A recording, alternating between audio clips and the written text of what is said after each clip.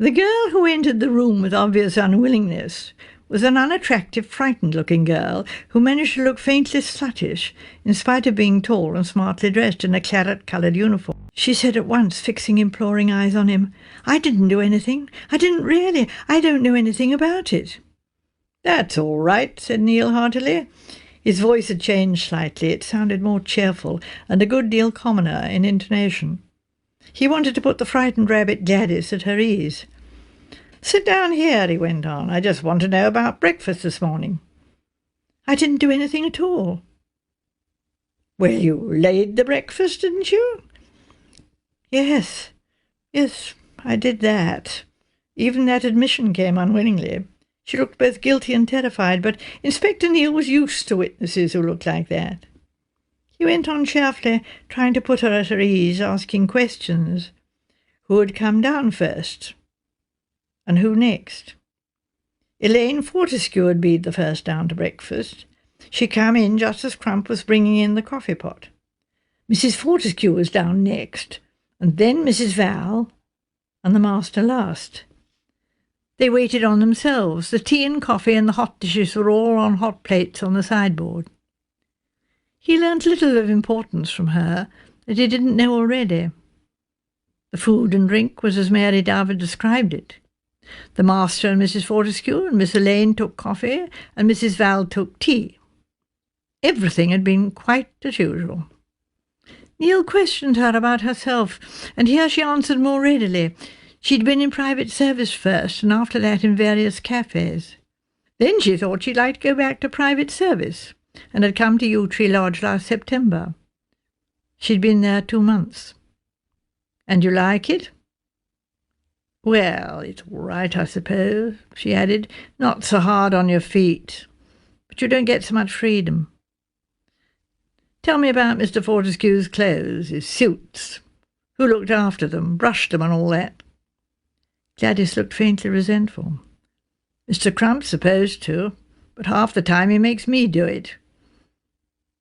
"Who brushed and pressed the suit Mr. Fortescue had on today?" "I don't remember which one he wore. He's got ever so many." "Have you ever found grain in the pocket of one of his suits?" "Grain?" She looked puzzled. "Rye, to be exact." "Rye? That's bread, isn't it? A sort of black bread. Got a nasty taste, I always think." "That's bread made from rye. Rye is the grain itself. There was some found in the pocket of your master's coat." "In his coat pocket?" "Yes." "Do you know how it got in there?" "Couldn't say, I'm sure." "I never saw any." He could get no more from her. For a moment or two he wondered if she knew more about the matter than she was willing to admit.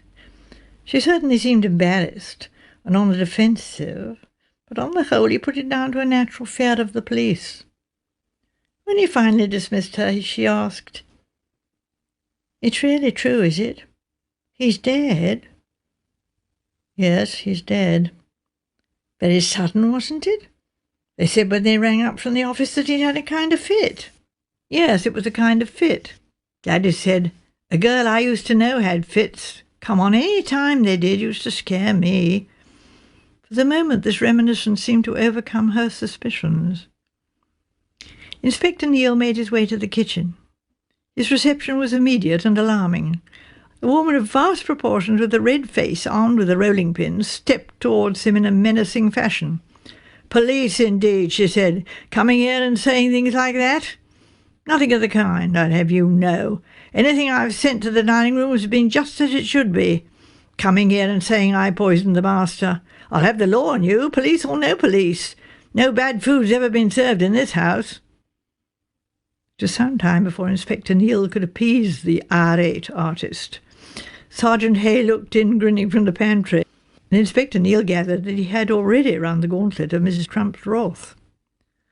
The scene was terminated by the ringing of the telephone. Neil went out into the hall to find Mary Dove taking the call. She was writing down a message on a pad. Turning her head over her shoulder, she said, "It's a telegram." The call concluded, she replaced the receiver and handed the pad on which she'd been writing to the inspector. The place of origin was Paris, and the message ran as follows: Fortescue, Yew Tree Lodge, Baden Heath, Surrey. Sorry your letter delayed. Will be with you tomorrow about tea time. Shall expect roast veal for dinner. Lance. Inspector Neale raised his eyebrows. So the prodigal son has been summoned home, he said. At the moment when Rex Fortescue had been drinking his last cup of tea, Lance Fortescue and his wife had been sitting under the trees on the Champs-Élysées, watching the people walking past. It's all very well to say describe him, Pat. I'm a rotten hand at description. What do you want to know? The governor's a bit of an old crook, you know, but you won't mind that. You must be used to that, more or less. Oh, yes, said Pat. Yes, as you say. I'm acclimatized. She tried to keep a certain forlornness out of her voice. Perhaps she reflected the whole world was really crooked, or was it just that she herself had been unfortunate? She was a tall, long-legged girl, not beautiful, but with a charm that was made up of vitality and warm-hearted personality. She moved well and had lovely gleaming chestnut-brown hair. Perhaps from a long association with horses she had acquired the look of a thoroughbred filly. Crookedness in the racing world she knew about.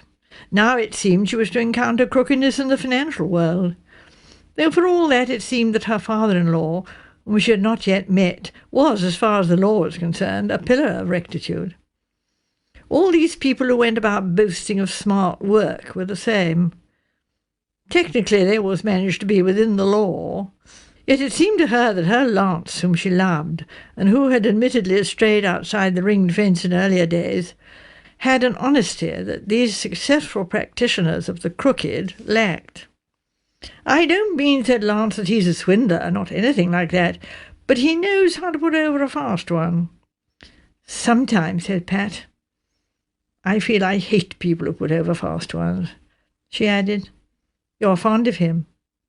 It was a statement, not a question. Lance considered it for a moment, and then said in a surprised kind of voice, Do you know, darling, I believe I am. Pat laughed. He turned his head to look at her. His eyes narrowed. What a darling she was. He loved her. The whole thing was worth it for her sake. In a way, you know, he said, it's hell going back. City life, home on the 518, it's not my kind of life. I'm far more at home among the down-and-outs. But one's got to settle down sometime. I suppose. And with you to hold my hand, the process may even be quite a pleasant one. And since the old boy has come round, one ought to take advantage of it. I must say I was surprised when I got his letter. Percival, of all people, blotting his copybook. Percival, the good little boy. Mind you, Percy was always sly. I don't think, said Patricia Fortescue, that I'm going to like your brother Percival. Don't let me put you against him. Percy and I never got on, that's all there is to it. I blued my pocket money, he saved his. I had disreputable but entertaining friends, and Percy made what's called worthwhile contacts. Poles apart we were, he and I. I always thought him a poor fish, and he... Sometimes, you know, I think he almost hated me. I don't know why exactly. I think I can see why. Can you, darling? You're so brainy. You know, I've always wondered. It's a fantastic thing to say, but... Well, say it. I've wondered if it wasn't Percival who was behind the cheque business, you know, when the old man kicked me out. And was he mad that he'd given me a share of the firm so he couldn't disinherit me? Because the queer thing was that I never forged that cheque. Though, of course, nobody would believe that after the time I'd swiped funds out of the till and put it on a horse. I was dead sure I could put it back, and anyway it was my own cash in a manner of speaking. But that cheque business... No. I don't know why I've got the ridiculous idea that Percival did that. But I have, somehow. But it wouldn't have done him any good. It was paid into your account. I know. So it doesn't make sense, does it? Pat turned sharply towards him. You mean he did it to get you chucked out of the firm? I wondered. Oh, well, it's a rotten thing to say. Forget it. I wonder what old Percy will say when he sees the prodigal returned. Those pale, boiled gooseberry eyes of his will pop right out of his head. Does he know you're coming? I shouldn't be surprised if he didn't know a damn thing. The old man's got rather a funny sense of humour, you know. But what has your brother done to upset your father so much? That's what I'd like to know. Something must have made the old man livid, writing off to me the way he did. When was it you got his first letter? Must be 5 months ago.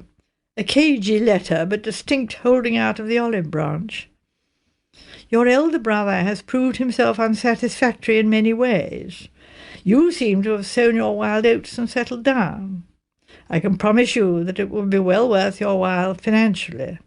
Shall welcome you and your wife. You know, darling, I think my marrying you had a lot to do with it. The old boy was impressed that I'd married into a class above me. Pat laughed. What, into the aristocratic riffraff? He grinned. That's right, but riffraff didn't register, and aristocracy did. You should see Percival's wife. She's the kind who says, "Pass the preserves, please," and talks about a postage stamp. Pat didn't laugh. She was considering the women of the family into which she had married. It was a point of view which Lance had not taken into account. "And your sister?" she asked. "Elaine? Oh, she's all right. She was pretty young when I left home, sort of an earnest girl, but probably she's grown out of that. Very intense over things." She didn't sound very reassuring. Pat said, "She never wrote to you after you went away?" "I didn't leave an address, but she wouldn't have anyway. We're not a devoted family." "No." He shot a quick look at her. "Got the wind up about my family?" "You needn't. We're not going to live with them or anything like that. We'll have our own little place somewhere. Horses, dogs, anything you like. But there will still be the 518. For me, yes, to and fro to the city, all togged up. But don't worry, sweet. There are rural pockets even round London, and lately I felt the sap of financial affairs rising in me. After all, it's in my blood, from both sides of the family." "You hardly remember your mother, do you?" "She always seemed to me incredibly old." "Well, she was old, of course, nearly 50 when Elaine was born. She wore lots of clinking things and lay on a sofa, and used to read me stories about knights and ladies, which bored me stiff. Tennyson's Idylls of the King. I suppose I was fond of her. She was very colourless, you know. I realised that, looking back." "You don't seem to have been particularly fond of anybody," said Pat disapprovingly. Lance grasped and squeezed her arm. "I'm fond of you," he said. Inspector Neale was still holding the telegraph message in his hand when he heard a car drive up to the front door and stop, with a careless crunching of brakes. Mary Dove said, "That'll be Mrs. Fortescue now." Inspector Neale moved forwards to the front door. Out of the tail of his eye he saw Mary Dove melt unobtrusively into the background and disappear. Clearly she intended to take no part in the forthcoming scene. A remarkable display of tact and discretion, and also a rather remarkable lack of curiosity. Most women, Inspector Neale decided, would have remained. As he reached the front door he was aware of the butler, Crump, coming forward from the back of the hall, so he had heard the car. The car was a Rose Bentley Sports model coupe. 2 people got out of the car and came towards the house. As they reached the door, it opened. Surprised, Adele Fortescue stared at Inspector Neale. He realised at once that she was a very beautiful woman, and he realised, too, the force of Mary Dove's comment, which had so shocked him at the time. Adele Fortescue was a sexy piece. In figure and type she resembled the blonde Miss Grosvenor, but whereas Miss Grosvenor was all glamour without and all respectability within, Adele Fortescue was glamour all through. Her appeal was obvious, not subtle. It said simply to every man, "Here am I, I'm a woman." She spoke and moved and breathed sex, and yet within it all her eyes had a shrewd, appraising quality. Adele Fortescue, he thought, liked men, but she would always like money even better. His eyes went on to the figure behind her who carried her golf clubs. He knew the type very well. It was the type that specialized in the young wives of rich and elderly men. Mr. Vivian Dubois, if this was he, had that rather forced masculinity, which is, in reality, nothing of the kind. He was the type of man who understands women. Mrs. Fortescue? Yes, it was a wide, blue-eyed gaze. But I don't know. I'm Inspector Neal. I'm afraid I have bad news for you. Do you mean a burglary? Something of that kind? No, nothing of that kind. It's about your husband. He was taken seriously ill this morning. Rex? Ill? We've been trying to get in touch with you since 11:30 this morning. Well, where is he? Here or in hospital? He was taken to St. Jude's Hospital. I'm afraid you must prepare yourself for a shock. You don't mean he isn't dead? She lurched forward a little and clutched his arm. Gravely feeling like someone playing a part in a stage performance, the inspector supported her into the hall. Crump was hovering eagerly. Brandy shall be needing, he said. The deep voice of Mr. Dubois said, That's right, Crump, get the brandy. To the inspector he said, In here. He opened the door on the left. The procession filed in. The inspector and Adele Fortescue, Vivian Dubois and Crump, with a decanter and 2 glasses. Adele Fortescue sank onto an easy chair, her eyes covered with her hand. She accepted the glass that the inspector offered and took a tiny sip, then pushed it away. I don't want it, she said. I'm all right. But tell me, what was it? A stroke, I suppose. Poor Rex. It wasn't a stroke, Mrs. Fortescue. Did you say you were an inspector? It was Mr. Dubois who made the inquiry. Neal turned to him. That's right, he said pleasantly. Inspector Neal of the C.I.D. He saw the alarm grow in the dark eyes. Mr. Dubois didn't like the appearance of an inspector of the C.I.D. He didn't like it at all. What's up, he said. Something wrong? Eh? Quite unconsciously, he backed away a little towards the door. Inspector Neal noted the movement. I'm afraid, he said to Mrs. Fortescue, that there will have to be an inquest. An inquest? Do you mean? What do you mean? I'm afraid this is all very distressing for you, Mrs. Fortescue. The words came smoothly. It seemed advisable to find out as soon as possible exactly what Mr. Fortescue had to eat and drink before leaving for the office this morning. Do you mean he might have been poisoned? Well, yes, it would seem so. I can't believe it. Oh, you mean food poisoning. Her voice dropped half an octave on the last words. His face wooden, his voice still smooth, Inspector Neal said, Madam, what did you think I meant? She ignored that question, hurrying on. But we've been all right, all of us. You can speak for all the members of the family? Well, no. Well, of course I can't really. Dubois said with a great show of consulting his watch. I'll have to push off, Adele. Dreadfully sorry, you'll be all right, won't you? I mean, there are the maids and the little dove and all that.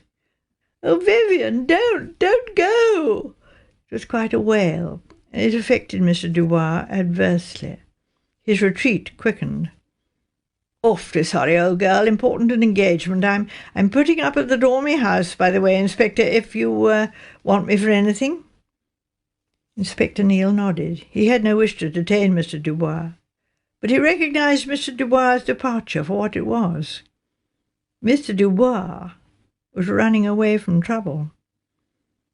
Adele Fortescue said in an attempt to carry off the situation, "It's such a shock to come back and find the police in the house." "I'm sure it must be, but you see it was necessary to act promptly in order to obtain the necessary specimens of foodstuffs, coffee, tea, etc." "Tea and coffee? But they're not poisonous. I expect it's the awful bacon we sometimes get. It's quite uneatable sometimes." "We shall find out, Mrs. Fortescue, don't worry. You would be surprised at some of the things that can happen. We once had a case of digitalis poisoning. It turned out that the foxglove leaves had been picked in mistake for horseradish." "You think something like that could happen here?" "We shall know better after the autopsy, Mrs. Fortescue." "The Oh, I see." She shivered. The inspector went on, "You've got a lot of yew trees round the house, haven't you, madam? There's no possibility, I suppose, of the berries or leaves having got mixed up in anything?" He was watching her closely. She stared at him. "Yew berries? Are they poisonous?" The wonder seemed a little too wide-eyed and innocent. "Children have been known to eat them with unfortunate results." Adele clasped her hands to her head. "I can't bear to talk about it any more. Must I? I want to go and lie down. I can't stand any more. Mr. Percival Fortescue will arrange everything. I can't. I can't. It's not fair to ask me. We are getting in touch with Mr. Percival Fortescue as soon as possible. Unfortunately, he's away in the north of England." Oh, yes, I forgot. "There's just one thing, Mrs. Fortescue. There was a small quantity of grain in your husband's pocket. Could you give me some explanation of that?" She shook her head. She appeared quite bewildered. "Would anyone have slipped it in there as a joke?" "I don't see why it should be a joke." Inspector Neale didn't see either. He said, "I won't trouble you any further at present, Mrs. Fortescue. Shall I send one of the maids to you?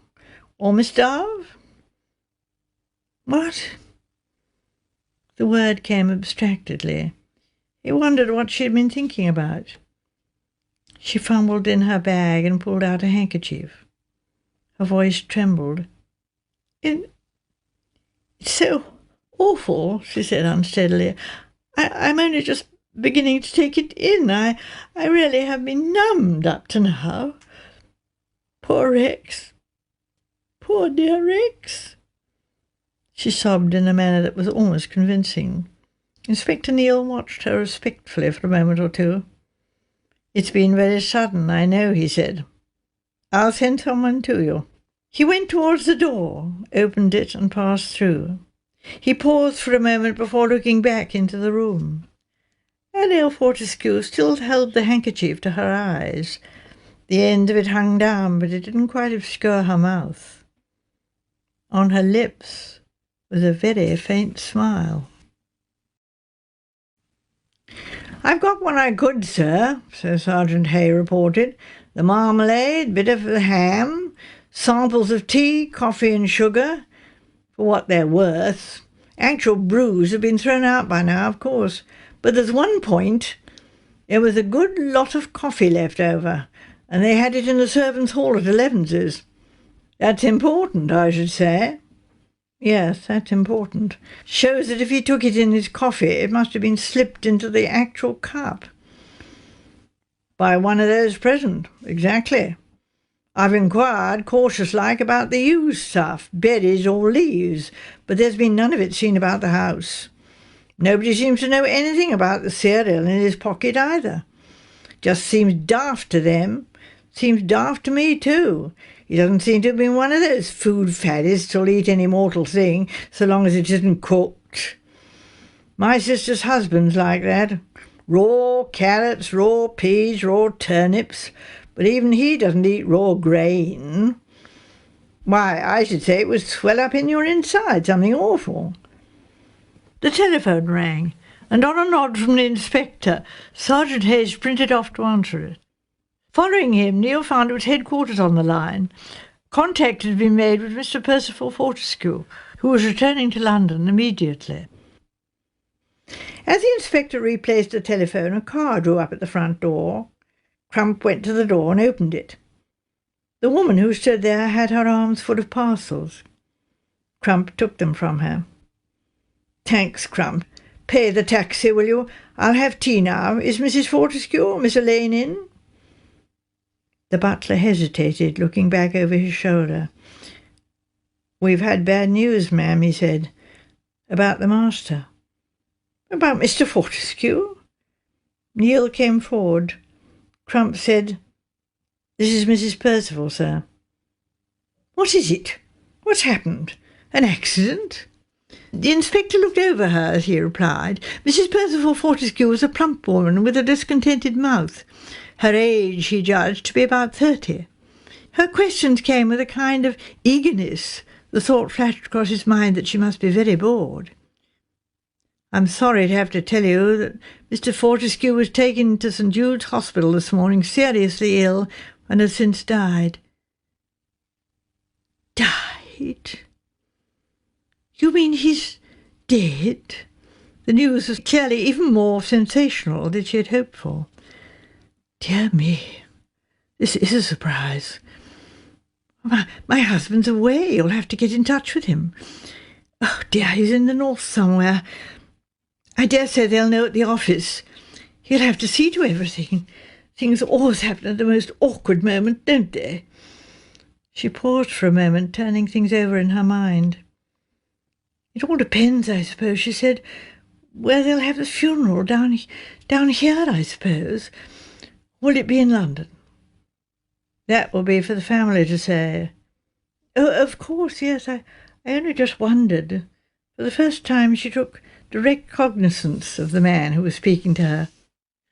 "Are you from the office?" she asked. "You're not a doctor, are you?" "I'm a police officer. Mr. Fortescue's death was very sudden, and, do you mean he was murdered?" It was the first time that word had been spoken. Neil surveyed her eager, questioning face carefully. "Now, why should you think that, madam?" "Well, people are sometimes. You said sudden, and you're police. Well, have you seen her about it? What did she say?" "I don't quite understand to whom you're referring." "Adele, of course. I always told Val his father was crazy to go marrying a woman years younger than himself. There's no fool like an old fool. Besotted about that awful creature he was. Now look what comes of it. A nice mess we're all in. Pictures in the paper and reporters coming round." She paused, obviously visualizing the future in a series of crude, highly coloured pictures. He thought that the prospect was still not wholly unpleasing. She turned back to him. "What was it? Arsenic?" In a repressive voice, Inspector Neil said, "The cause of death is yet to be ascertained. There will be an autopsy and an inquest." "But you know already, don't you, or you wouldn't come down here?" There was a sudden shrewdness in her plump, rather foolish face. "You've been asking about what he ate and drank, I suppose. Dinner last night, breakfast this morning, and all the drinks, of course." He could see her mind raging vividly over all the possibilities. He said with caution, "It seems possible that Mr. Fortescue's illness resulted from something he ate at breakfast." "Breakfast?" She seemed surprised. "That's difficult. I don't see how—" She paused and shook her head. "I don't see how she could have done it then, unless she slipped something into the coffee when Elaine and I weren't looking." A quiet voice spoke softly beside them. "Your tea is already in the library, Mrs. Val." Mrs. Val jumped. Oh, thank you, Miss Dove. Yes, I could do with a cup of tea, really. I feel quite bowled over. What about you, Mr. Inspector?" "Thank you, not just now." The plump figure hesitated and then went slowly away. As she disappeared through a doorway, Mary Dove murmured softly, I don't think she's ever heard of the term slander. Inspector Neil didn't reply. Mary Dove went on, Is there anything I can do for you? Where can I find the housemaid, Ellen? I'll take you to her. She's just gone upstairs. Ellen proved to be grim but unafraid. Her sour old face looked triumphantly at the inspector. It's a shocking business, sir, and I never thought I'd live to find myself in a house where that sort of thing had been going on. But in a way I can't say that it surprises me. I ought to have given my notice in long ago, and that's a fact. I don't like the language that's used in this house, and I don't like the amount of drink that's taken, and I don't approve of the goings-on there have been. I'm nothing against Mrs. Crump, but Crump and that girl Gladys just don't know what proper service is. But it's the goings-on that I mind about most. What goings-on do you mean exactly? You'll soon hear about them if you don't know already. It's common talk all over the place. They've been seen here, there, and everywhere. All this pretending to play golf or tennis. And I've seen things with my own eyes in this house. The library door was open, and there they were, kissing and canoodling. The venom of the spinster was deadly. Neil really felt it unnecessary to say, Whom do you mean? But he said it nevertheless. Who should I mean? The mistress and that man. No shame about it they hadn't. But if you ask me, the master's got wise to it. Put someone on to watch them, he had. Divorce, that's what it would have come to. Instead, it's come to this. When you say this, you mean... You've been asking questions, sir, about what the master ate and drank, and who gave it to him. They're in it together, sir, that's what I'd say. He got the stuff from somewhere, and she gave it to the master, and that was the way of it. I've no doubt.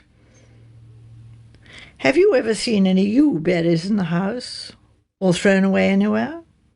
The small eyes glinted curiously. You? Nasty poisonous stuff, never you touch those berries, my mother said to me when I was a child. Was that what was used, sir?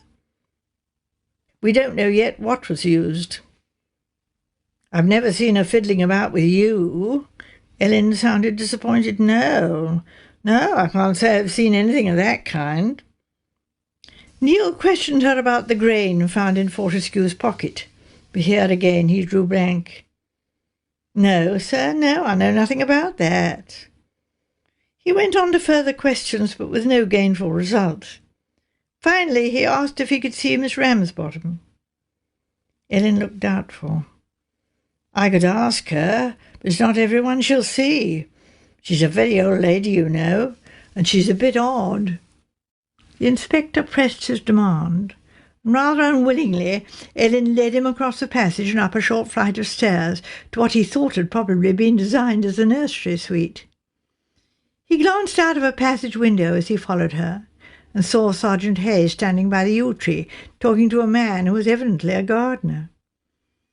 Ellen tapped on a door, and when she received an answer, opened it and said, There's a police gentleman here would like to speak to you, miss.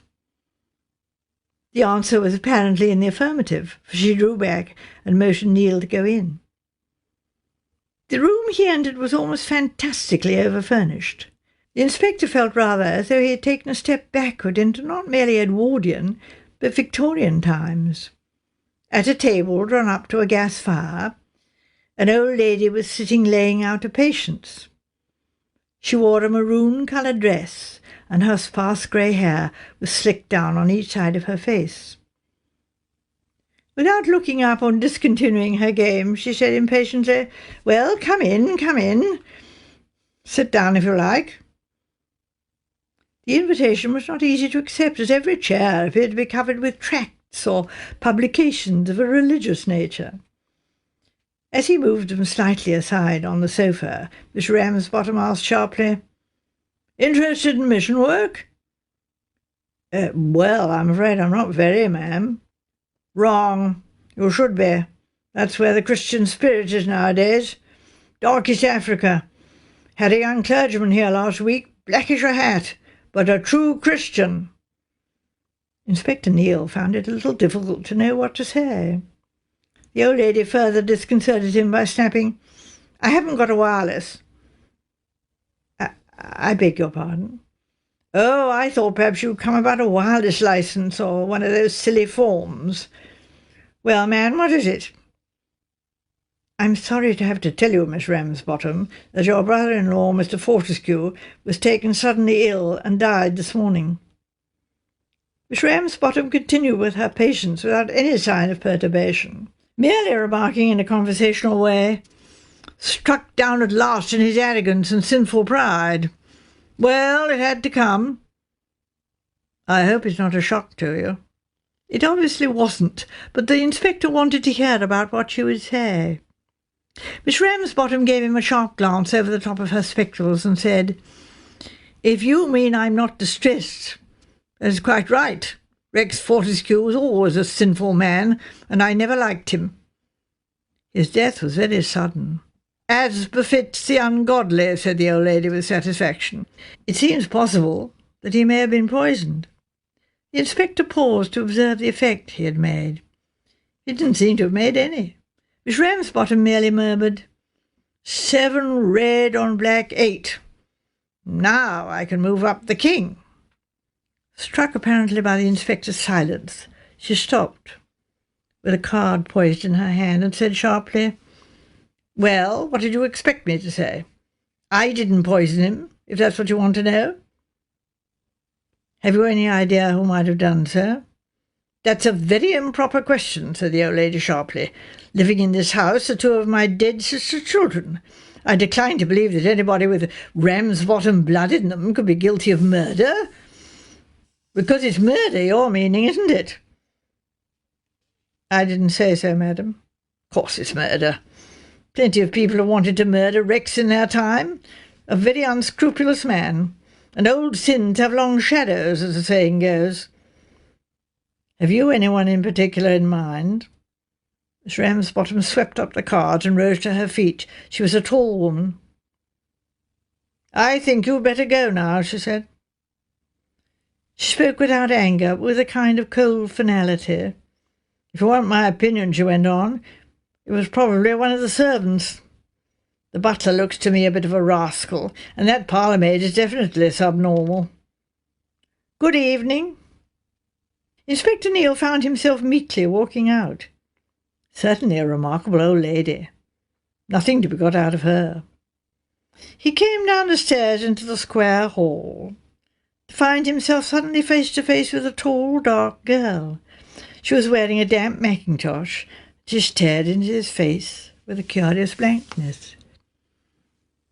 "I've just come back," she said, "and they told me about father, that he's dead." "I'm afraid that's true." She pushed out a hand behind her, as though blindly seeking for support. She touched an oak chest, and slowly, stiffly, she sat down on it. "Oh, no," she said. "No." Slowly 2 tears ran down her cheeks. "It's awful," she said. "I didn't think that I even liked him. I thought I hated him, but that can't be so, or I wouldn't mind. I do mind." She sat there staring in front of her, and again tears forced themselves from her eyes and down her cheeks. Presently she spoke again, rather breathlessly. "The awful thing is that it makes everything come right. I mean, Gerald and I can get married now. I can do everything as I want to do, but I hate it happening this way. I don't want father to be dead. Oh, I don't. Oh, Daddy, Daddy." For the first time since he had come to Yew Tree Lodge, Inspector Neil was startled by what seemed to be a genuine grief for the dead man. "Sounds like the wife to me," said the Assistant Commissioner. He had been listening attentively to Inspector Neil's report. It had been an admirable précis of the case, short, but with no relevant detail left out. "Yes," said the AC, "looks like the wife." What do you think yourself, Neil, eh? Inspector Neil said that it looked like the wife to him, too. He reflected cynically that it usually was the wife, or the husband, as the case might be. She had the opportunity, all right. And motive? The AC paused. There is motive. Oh, I think so, sir. This Mr. Dubois, you know. Think he was in on it too? No, I shouldn't say that, sir. Inspector Neil weighed the idea. Bit too fond of his own skin for that. He may have guessed what was in her mind, but I shouldn't imagine that he instigated it. No, too careful. Much too careful. Well, we mustn't jump to conclusions, but it seemed a good working hypothesis. What about the other two who had opportunity? That's the daughter and the daughter-in-law. The daughter was mixed up with a young man whom her father didn't want her to marry, and he definitely wasn't marrying her unless she had the money.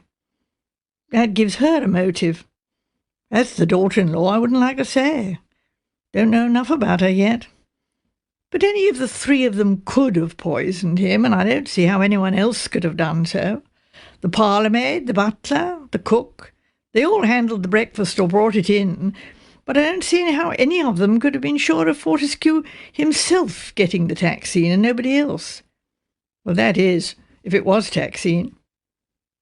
The AC said it was taxine, all right. I've just got the preliminary report. That settles that, then, said Inspector Neil. We can go ahead. Servants seem all right? The butler and parlour-maid both seem nervous. There's nothing uncommon about that. Often happens. The cook's fighting mad, and the housemaid was grimly pleased. In fact, all quite natural and normal. There's nobody else whom you consider suspicious in any way? No, I don't think so, sir. Involuntarily, Inspector Neil's mind went back to Mary Dove and her enigmatic smile. There had surely been a faint, yet definite look of antagonism. Aloud he said, Now that we know it's taxine, there ought to be some evidence to be got as to how it was obtained or prepared. Just so. Well, go ahead, Neil. Oh, by the way, Mr. Percival Fortescue is here now. I've had a word or two with him, and he's waiting to see you. We've located the other son, too. He's in Paris at the Bristol, leaving today. You'll have him met at the airport, I suppose? Yes, sir. That was my idea. Well, you'd better see Percival Fortescue now. The AC chuckled. Percy Prim is what he is. Mr. Percival Fortescue was a neat, fair man of 30-odd, with pale hair and eyelashes and a slight pedantic way of speech. This has been a terrible shock to me, Inspector Neil, as you can well imagine. It must have been, Mr. Fortescue, said Inspector Neil. I can only say that my father was perfectly well when I left home the day before yesterday. This food poisoning, or whatever it is, must have been very sudden. It was very sudden, yes, but it wasn't food poisoning, Mr. Fortescue. Percival stared and frowned. No? Oh, so that's why... He broke off. Your father, said Inspector Neil, was poisoned by the administration of taxine. Taxine? I've never heard of it. Very few people have, I should imagine. It's a poison that takes effect very suddenly and drastically. The frown deepened. Are you telling me, Inspector, that my father was deliberately poisoned by someone? It would seem so, yes, sir. But that's terrible.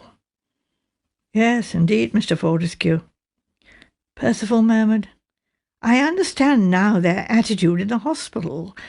They are referring me here. He broke off. After a pause he went on. The funeral? He spoke interrogatively.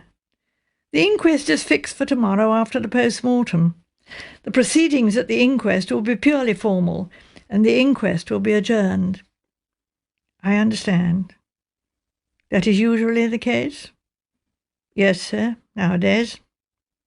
May I ask, have you formed any ideas, any suspicions of who could... Really, Again he broke off. "It's rather early days for that, Mr. Fortescue," murmured Neil. "Yes, I suppose so. All the same, it would be helpful to us, Mr. Fortescue, if you could give us some idea of your father's testamentary dispositions, or perhaps you could put me in touch with his solicitor. His solicitors are Billingsby, Horsthorpe and Walters of Bedford Square. As far as his will goes, I think I can more or less tell you its main disposition. If you'll be kind enough to do so, Mr. Fortescue. It's a routine that has to be gone through, I'm afraid." "My father made a new will on the occasion of his marriage 2 years ago," said Percival precisely. "My father left the sum of £100,000 to his wife absolutely, and 50,000 to my sister Elaine. I am his residuary legatee. I am already, of course, a partner in the firm." "There was no bequest to your brother, Lancelot Fortescue?" "No. There is an estrangement of long standing between my father and my brother." Neil threw a sharp glance at him, but Percival seemed quite sure of his statement. "So, as the will stands," said Inspector Neil, "the three people who stand to gain are Mrs. Fortescue, Miss Elaine Fortescue, and yourself." "I don't think I shall be much of a gainer," Percival sighed. "Death duties, you know, Inspector. And of late my father has been, well, all I can say is, highly injudicious in some of his financial dealings." "You and your father have not seen eye to eye lately about the conduct of the business?" Inspector Neil threw out the question in a genial manner. "I put my point of view to him, but—" "Alas!" Percival shrugged his shoulders. "Put it rather forcibly, didn't you?" Neil inquired. "In fact, not to put too fine a point on it, there was quite a row about it, wasn't there?" "Well, I should hardly say that, Inspector." A red flush of annoyance mounted to Percival's forehead. "Perhaps the dispute you had was about some other matter then, Mr. Fortescue?" "There was no dispute, Inspector." "Quite sure of that, Mr. Fortescue?" "Well, no matter. Did I understand that your father and brother are still estranged?" "That is so." "Then perhaps you can tell me what this means." Neil handed him the telephone message Mary Dove had jotted down. Percival read it and uttered an exclamation of surprise and annoyance. He seemed both incredulous and angry. "I can't understand it. I really can't. I can hardly believe it." "It seems to be true enough, Mr. Fortescue. Your brother is arriving from Paris today." "But it's extraordinary. Quite extraordinary. No, I really can't understand it." "Your father said nothing to you about it?" "He certainly did not. How outrageous of him to go behind my back and send for Lance." "You've no idea, I suppose, why he did such a thing?" "Of course I haven't. It's all on a par with his behaviour lately. Crazy. Unaccountable. It's got to be stopped. Percival came to an abrupt stop. The colour ebbed away again from his pale face. "I'd forgotten," he said. "For the moment, I'd forgotten that my father was dead." Inspector Neil shook his head sympathetically. Percival Fortescue prepared to take his departure. As he picked up his hat, he said, "Call upon me if there's anything I can do, but I suppose—" He paused. "You will be coming down to Yew Tree Lodge?" "Yes, Mr. Fortescue. I've got a man in charge there now." Percival shuddered in a fastidious way. "It'll all be most unpleasant. To think that such a thing could happen to us." He sighed and moved towards the door. "I shall be at the office most of the day. There's a lot to be seen to here. But I shall get down to Yew Tree Lodge this evening." "Quite so, sir." Percival Fortescue went out. "Percy Prim," murmured Neil. Sergeant Hay was sitting unobtrusively by the wall, looked up and said, "Sir?" interrogatively. Then, as Neil didn't reply, he asked, "What do you make of it all, sir?" "I don't know," said Neil. He quoted softly, "They're all very unpleasant people." Sergeant Hay looked somewhat puzzled. "Alice in Wonderland," said Neil. "Don't you know your Alice, Hay?" "It's a classic, isn't it, sir?" said Hay. "Third programme stuff." "I don't listen to the third programme." It was about 5 minutes after leaving Le Bourget that Lance Fortescue opened his copy of the Continental Daily Mail. A minute or two later he uttered a startled exclamation. Pat, in the seat beside him, turned her head inquiringly. "It's the old man," said Lance. "He's dead." "Dead? Your father?" "Yes, he seems to have been taken suddenly ill at the office, was taken to St. Jude's Hospital and died there soon after arrival." "Darling, I'm so sorry. What was it, a stroke?" "I suppose so. Sounds like it." "Did he ever have a stroke before?" "No, not that I know of." "I thought people never died from a first one." "Poor old boy," said Lance. "I never thought I was particularly fond of him, but somehow, now that he's dead—" "Of course you were fond of him. We haven't all got your nice nature, Pat. Oh, well, it looks as though my luck's out again, doesn't it?" "Yes. It's odd that it should happen now, just when you were on the point of coming home." He turned his head sharply towards her. "Odd? What do you mean by odd, Pat?" She looked at him with slight surprise. "Well, a sort of coincidence." "You mean that whatever I set out to do goes wrong?" "No, darling, I didn't mean that. But there is such a thing as a run of bad luck." "Yes, I suppose there is." Pat said again, "I'm so sorry." When they arrived at Heathrow and were waiting to disembark from the plane, an official at the air company called out in a clear voice, "Is Mr. Lancelot Fortescue aboard?" "Here," said Lance. "Would you just step this way, Mr. Fortescue?"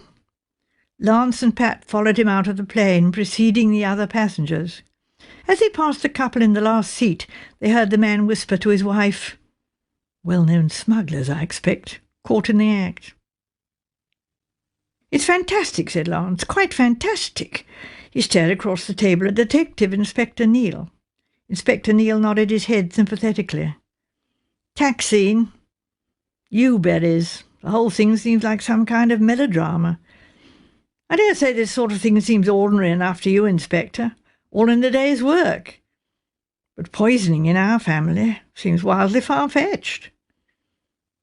"You've no idea then at all," asked Inspector Neil, "who might have poisoned your father?" "Good Lord, no. I expect the old man's made a lot of enemies in business. A lot of people who'd like to skin him alive, do him down financially, all that sort of thing. But poisoning? Anyway, I wouldn't be in the know. I've been abroad for a good many years and have known very little of what's going on at home." "That's really what I wanted to ask you about, Mr. Fortescue. I understand from your brother that there was an estrangement between you and your father which had lasted for many years. Would you like to tell me the circumstances that led to your coming home at this time?" "Certainly, Inspector. I heard from my father, let me see, it must be about, 6 months ago now. It was soon after my marriage. My father wrote and hinted that he would like to let bygones be bygones. He suggested that I should come home and enter the firm. He was rather vague in his terms, and I wasn't really sure that I wanted to do what he asked. Anyway, the upshot was that I came over to England last August, just about 3 months ago. I went down to see him in Yew Tree Lodge, and he made me, I must say, a very advantageous offer. I told him that I'd have to think about it and I'd have to consult my wife. He quite understood that. I flew back to East Africa, talked it over with Pat. The upshot was that I decided to accept the old boy's offer.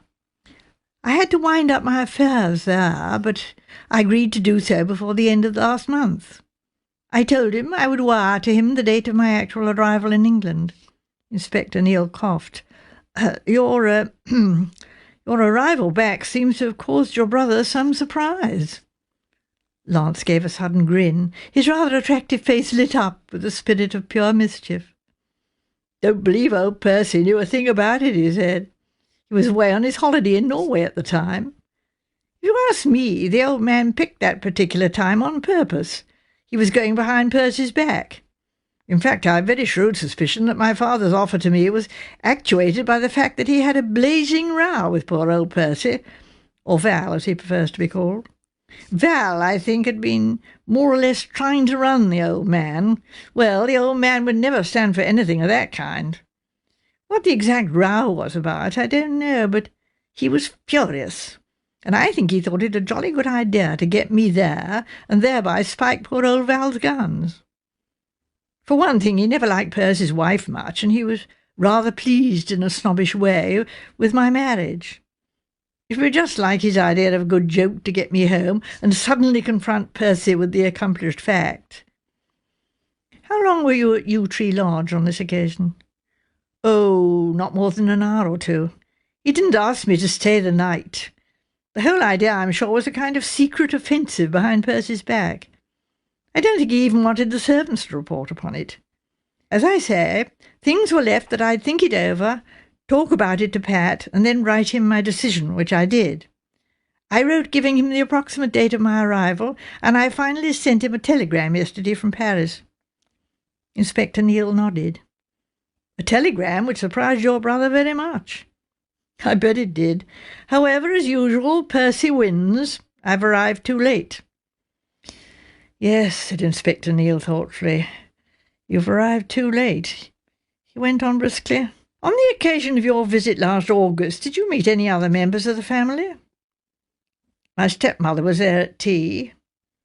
You'd not met her previously? No. He grinned suddenly. The old boy certainly knew how to pick them.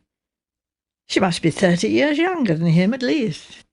You will excuse my asking, but did you resent your father's remarriage? Or did your brother do so? Lance looked surprised. I certainly didn't, and I shouldn't think Percy did either. After all, our own mother died when we were about, 10, 12 years old. What I'm really surprised at is that the old man didn't marry again before. Inspector Neale murmured, Maybe considered taking rather a risk to marry a woman very much younger than yourself. Did my dear brother say that to you? Sounds rather like him. Percy is a great master of the art of insinuation. Is that the set-up, Inspector? Is my stepmother suspected of poisoning my father? Inspector Neale's face became blank. It's early days to have any definite ideas about anything, Mr. Fortescue, he said presently. Now, may I ask you what your plans are? Plans? Lance considered.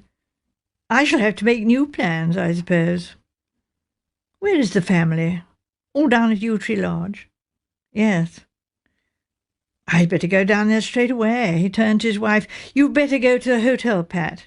She protested quickly. No, Lance, I'll come with you. No, darling. But I want to. Really, I'd rather you didn't. Go and stay at the, it's so long since I stayed in London.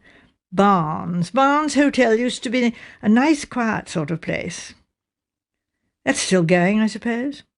Oh, yes, Mr. Fortescue. Right, Pat, I'll settle you in there, if they've got a room, and then I'll go down to Yew Tree Lodge. But why can't I come with you, Lance?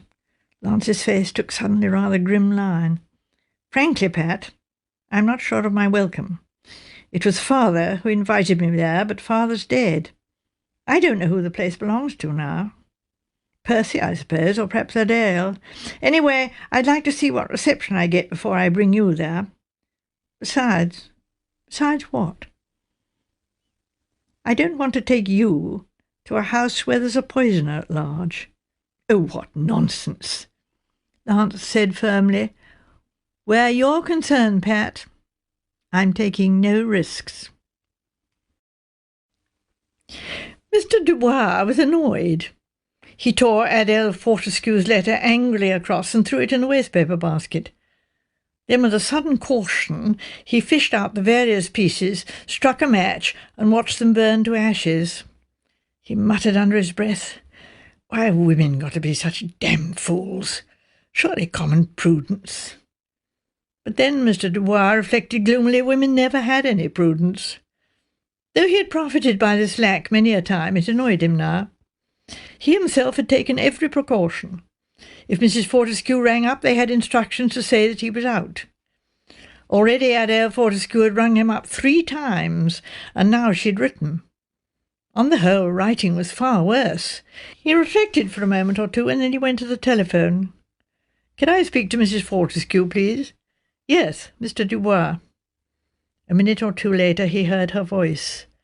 "Vivian, at last!" Yes, Adele, but be careful. Where are you speaking from?" "From the library." "Sure nobody's listening in the hall?" "Why should they?" "Well, you never know. Are the police still about the house?" "No, they've gone for the moment, anyhow. Oh, Vivian, dear, it's been awful." Yes, it must have been, I'm sure. But look here, Adele, we've got to be careful." "Of course, darling. Don't call me darling through the phone. It isn't safe." "Aren't you being a little bit panicky, Vivian? After all, everybody says darling nowadays." Yes, that's true enough. But listen, don't telephone to me, and don't write." "But, Vivian, it's just for the present, you understand." "We must be careful." "Oh, all right." Her voice sounded offended. "Adele, listen. My letters to you.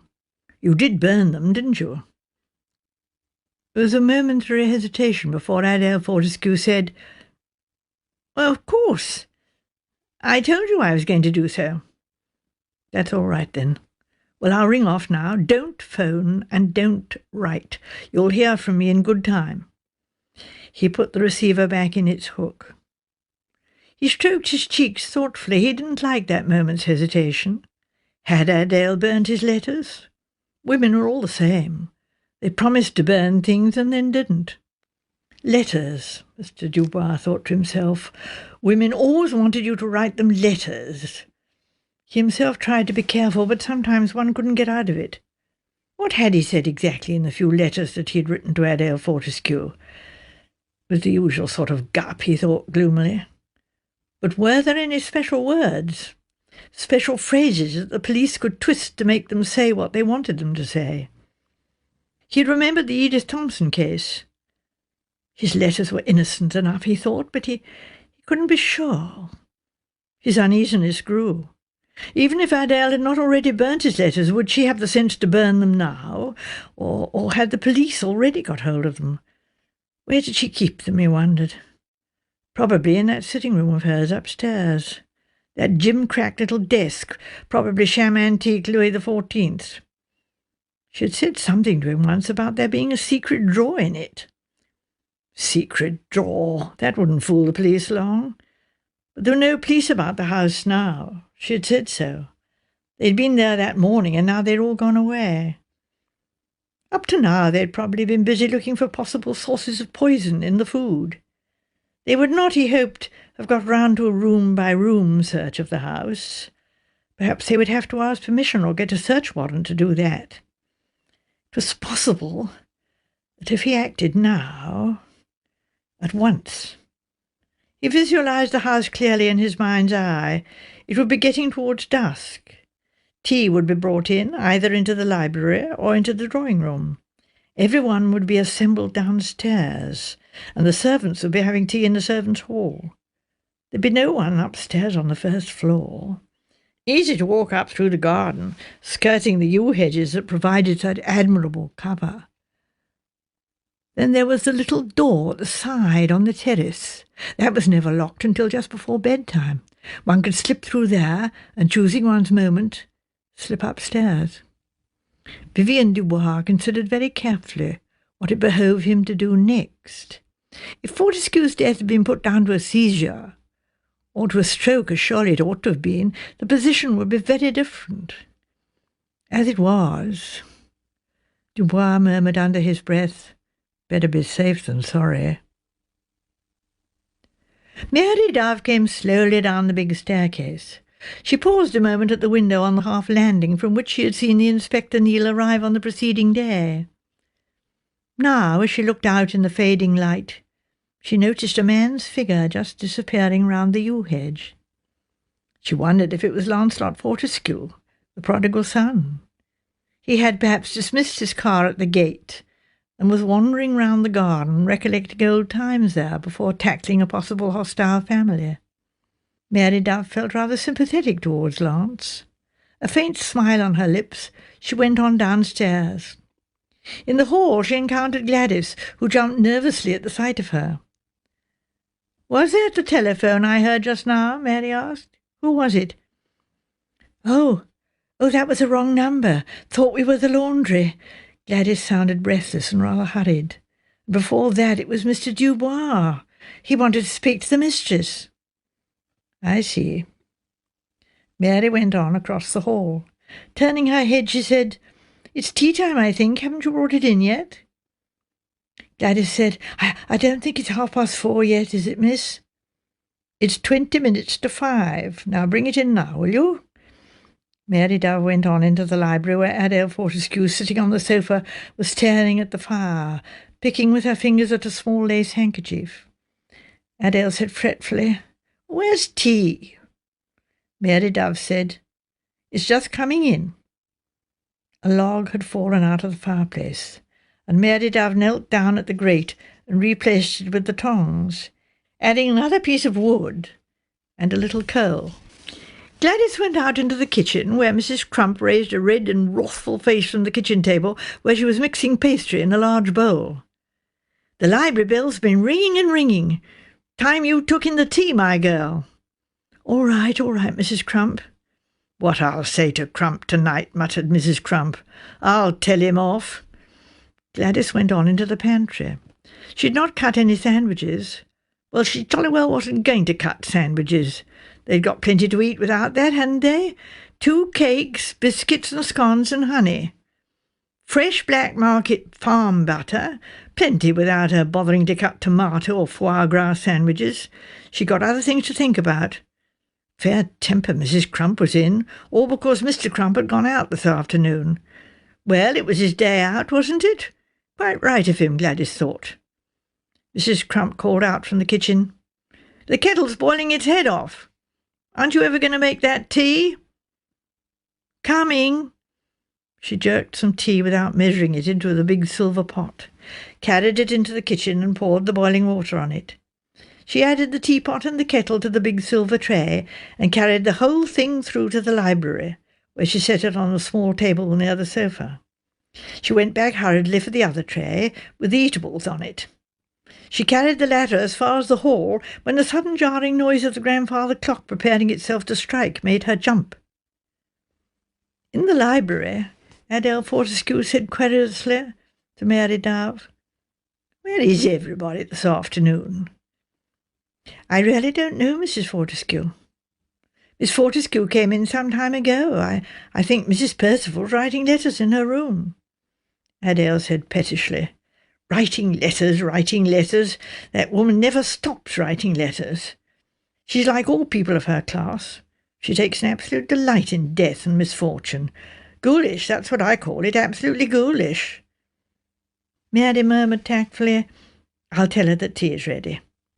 Going towards the door, she drew back a little in the doorway as Elaine Fortescue came into the room. Elaine said, "Oh, it's cold," and dropped down by the fireplace, rubbing her hands before the blaze. Mary stood for a moment in the hall. A large tray with cakes on it was standing on one of the hall chests. Since it was getting dark in the hall, Mary switched on the light. As she did so, she thought she heard Jennifer Fortescue walking along the passage upstairs. Nobody, however, came down the stairs, and Mary went up to the staircase and along the corridor. Percival Fortescue and his wife occupied a self-contained suite in one wing of the house. Mary tapped on the sitting-room door. Mrs. Percival liked you to tap on doors, a fact which always roused Crump's scorn of her. Her voice said briskly, "Come in." Mary opened the door and murmured, "Tea is just coming in, Mrs. Percival." She was rather surprised to see Jennifer Fortescue with her outdoor clothes on. She was just divesting herself of a long camel hair coat. "I didn't know you'd been out," said Mary. Mrs. Percival sounded slightly out of breath. "Oh, well, I was just in the garden, that's all, just getting a little air. Really, though, it's too cold. I should be glad to get down to the fire. The central heating here isn't as good as it might be. Somebody must speak to the gardeners about it, Miss Dove." "I'll do so," Mary promised. Jennifer Fortescue dropped her coat on a chair and followed Mary out of the room. She went down the stairs ahead of Mary, who drew back a little to give her precedence. In the hall, rather to Mary's surprise, she noticed the tray of eatables was still there. She was about to go out to the pantry and call to Gladys when Adele Fortescue appeared in the door of the library, saying in an irritable voice, "Aren't we ever going to have anything to eat for tea?" Quickly Mary picked up the tray and took it into the library, disposing the various things on low tables near the fireplace. She was carrying the empty tray out to the hall again when the front door bell rang. Setting down the tray, Mary went to the door herself. If this was the prodigal son at last, she was rather curious to see him. How unlike the rest of the Fortescues, Mary thought as she opened the door and looked up into the dark, lean face and the faint, quizzical twist of the mouth. She said quietly, "Mr. Lancelot Fortescue himself." Mary peered beyond him. "Your luggage?" "I've paid off the taxi. This is all I've got." He picked up a medium-sized zip bag. Some faint feeling of surprise in her mind, Mary said, "Oh, you did come in a taxi. I thought perhaps you'd walked up." "And your wife?" His face set in a rather grim line. Lance said, "My wife won't be coming. At least, not just yet." "I see. Come this way, will you, Mr. Fortescue? Everyone is in the library having tea." She took him to the library door and left him there. She thought to herself that Lancelot Fortescue was a very attractive person. A second thought followed the first. Probably a great many other women thought so too. "Lance!"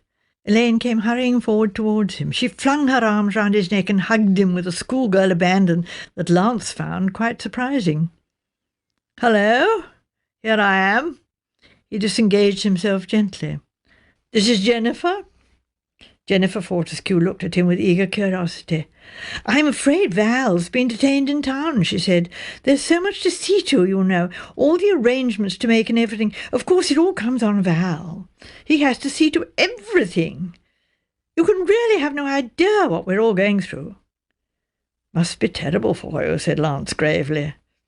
He turned to the woman on the sofa, who was sitting with a piece of scone and honey in her hand, quietly appraising him. "Oh, of course," cried Jennifer, "you don't know Adele, do you?" Lance murmured, "Oh, yes, I do," as he took Adele Fortescue's hand in his. As he looked down at her, her eyelids fluttered. She set down the scone she was eating with her left hand and just touched the arrangement of her hair. It was a feminine gesture. It marked her recognition of the entry to the room of a personable man. She said in her thick, soft voice, "Sit down on the sofa beside me, Lance." She poured out a cup of tea for him. "I'm so glad you've come," she went on. "We badly need another man in the house." Lance said, "You must let me do everything I can to help. You know, but perhaps you don't know, we've had the police here. They think... She broke off and cried out passionately, "Oh, it's awful, awful!" "I know." Lance was grave and sympathetic. "As a matter of fact, they met me at London Airport." "The police met you?" "Yes." "What did they say?" "Well," Lance was deprecating, "they told me what had happened." "He was poisoned," said Adele. "That's what they think. What they say. Not food poisoning, real poisoning. By someone, I believe. I really do believe they think it's one of us." Lance gave her a sudden quick smile. "That's their pigeon," he said consolingly. "It's no good our worrying. What a scrumptious tea. It's a long time since I've seen a good English tea." The others fell in with his mood soon enough. Adele said suddenly, "But your wife? Haven't you got a wife, Lance?" "I've got a wife, yes. She's in London." "But hadn't you better bring her down here?" "Plenty of time to make plans," said Lance. Pat's quite all right where she is." Elaine said sharply, You don't think—" Lance said quickly, "What a wonderful-looking chocolate cake. I must have some. Cutting himself a slice, he asked, "Is Aunt Effie alive still?" "Oh, yes, Lance. She won't come down and have meals with us or anything, but she's quite well. Only she's getting very peculiar." "She always was peculiar," said Lance. "I must go up and see her after tea." Jennifer Fortescue murmured, "At her age one does really feel that she ought to be in some kind of a home. I mean somewhere where she'll be properly looked after." "Heaven help any old lady's home that had got Aunt Effie in their midst," said Lance. He added, "Who's the demure piece of goods who let me in?" Adele looked surprised. "Didn't Crump let you in? The butler? Oh, no, I forgot it's his day out today. But surely Gladys—" Lance gave her a description. "Blue eyes, hair parted in the middle, soft voice, butter wouldn't melt in the mouth. What goes on behind it all, I wouldn't like to say." "That," said Jennifer, "would be Mary Darve." Elaine said, "She sort of runs things for us." "Does she now?" Adele said, "She's really very useful." "Yes," said Lance thoughtfully, "I should think she might be." "But what is so nice is," said Jennifer, "that she knows her place. She never presumes, if you know what I mean." "Clever Mary Dove," said Lance, and helped himself to another piece of chocolate cake.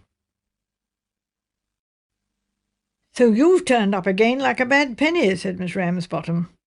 Lance grinned at her. "Just as you say, Aunt Effie." "Huh!" Miss Ramsbottom sniffed disapprovingly. "You've chosen a nice time to do it. Your father got himself murdered yesterday. The house is full of police poking about everywhere, grubbing into dustbins even. I've seen them out of the window." She paused, sniffed again, and asked, "Got your wife with you?" "No, I left Pat in London." "Well, that shows some sense. I shouldn't bring her here if I were you. You never know what might happen." "To her? To Pat?" "To anybody," said Miss Ramsbottom. Lance Fortescue looked at her thoughtfully. "Got any ideas about it all, Aunt Effie?" he asked. Miss Ramsbottom didn't reply directly. "I had an inspector here yesterday asking me questions. Didn't get much change out of me, but he wasn't such a fool as he looked, not by a long way. What your grandfather would feel if he knew we had the police in the house. It's enough to make him turn in his grave. A strict Plymouth brother he was all his life. The fuss there was when he found out I'd been attending Church of England's services in the evening, and I'm sure that was harmless enough compared to murder." Normally Lance would have smiled at this, but his long dark face remained serious. He said, "Do you know, I'm quite in the dark after having been away so long. What's been going on here of late?" Miss Ramsbottom raised her eyes to heaven. "Godless doings," she said firmly. Yes, Aunt Effie, you would say that in a way, but what gives the police the idea that Dad was killed here in this house?" "Adultery is one thing, and murder is another," said Miss Ramsbottom. "I shouldn't like to think of it here. I shouldn't indeed." Lance looked alert. "Adele?" he asked. "My lips are sealed," said Miss Ramsbottom. "Come on, old dear," said Lance. "It's a lovely phrase, but it doesn't mean a thing. Adele had a boyfriend. Adele and the boyfriend fed him henbane in the morning tea. Is that the set-up?" "I'll trouble you not to joke about it." "I wasn't really joking, you know." "I'll tell you one thing," said Miss Ramsbottom suddenly. "I believe that girl knows something about it." "Which girl?" Lance looked surprised. "The one that sniffs," said Miss Ramsbottom. "The one that ought to have brought me up my tea this afternoon, but didn't. Gone out without leave, so they say. I shouldn't wonder if she'd gone to the police. Who let you in?" "Somebody called Mary Darve, I understand. Very meek and mild, but not really." "Is she the one who's gone to the police?" "She wouldn't go to the police," said Miss Ramsbottom. "No, I mean that silly little parlour-maid. She's been twitching and jumping like a rabbit all day." "What's the matter with you?" I said. "Have you got a guilty conscience?" She said, "I never did anything. I wouldn't do a thing like that." "I hope you wouldn't," I said to her, "but there's something worrying you now, isn't there?" Then she began to sniff and said she didn't want to get anybody into trouble, and she was sure it must be all a mistake. And I said to her, "Now, my girl, you speak the truth and shame the devil." That's what I said. You go to the police, I said, and tell them anything you know, because no good ever came, I said, of hushing up the truth, however unpleasant it is. Then she talked a lot of nonsense about she couldn't go to the police, they'd never believe her, and what on earth should she say? She ended up by saying, anyway, she didn't know anything at all. You don't think, Lance hesitated, that she was just making herself important? No, I don't. I think she was scared. I think she saw something or heard something that's given her some idea about the whole thing. It may be important, or it may be of the least consequence. You don't think she herself could have had a grudge against father, and, Lance hesitated. Miss Ramsbottom was shaking her head decidedly. She's not the kind of girl your father would have taken the least notice of. No man will ever take much notice of her, poor girl. Ah, well, it's all the better for her soul, that I dare say. Lance took no interest in Gladys's soul. He asked, You think she must have run along to the police station? Aunt Effie nodded vigorously. Yes, I think she mayn't like to have said anything to them in this house in case somebody overheard her. Lance asked, Do you think she may have seen someone tampering with the food? Aunt Effie threw him a sharp glance. It's possible, isn't it? She said. Yes, I suppose so. Then he added apologetically, The whole thing still seems so wildly improbable. Like a detective story. Percival's wife is a hospital nurse, said Miss Ramsbottom. The remark seemed so unconnected with what had gone before that Lance looked at her in a puzzled fashion. Hospital nurses are used to handling drugs, said Miss Ramsbottom. Lance looked doubtful. This stuff, taxine, is it ever used in medicine? They get it from yewberries, I gather. Children eat yewberries sometimes, said Miss Ramsbottom. Makes them very ill, too. I remember a case when I was a child. Made a great impression on me. I never forgot it. Things you remember come in useful sometimes. Lance raised his head sharply and stared at her. Natural affection is one thing, said Miss Ramsbottom, and I hope I've got as much of it as anyone. But I won't stand for wickedness. Wickedness has to be destroyed. Went off without a word to me, said Mrs. Crump, raising her red, wrathful face from the pastry she was now rolling out on the board. Slipped out without a word to anybody. Sly, that's what she is. Sly. Afraid she'd be stopped, and I would have stopped her if I'd caught her. The idea. There's the master dead, Mr. Lance coming home that hadn't been home for years, and I said to Crump, I said, Day out or no day out, I know my duty. There's not going to be a cold supper tonight, as is usual on a Thursday, but a proper dinner. A gentleman coming home from abroad with his wife, what was formerly married in the aristocracy, things must be properly done. You know me, miss. You know I take a pride in my work. Mary Dove, the recipient of these confidences, nodded her head gently.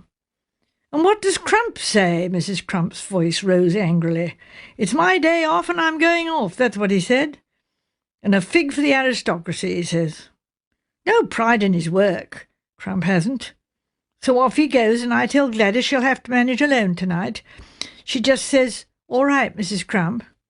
Then when my back's turned, out she sneaks. Wasn't her day out, anyway.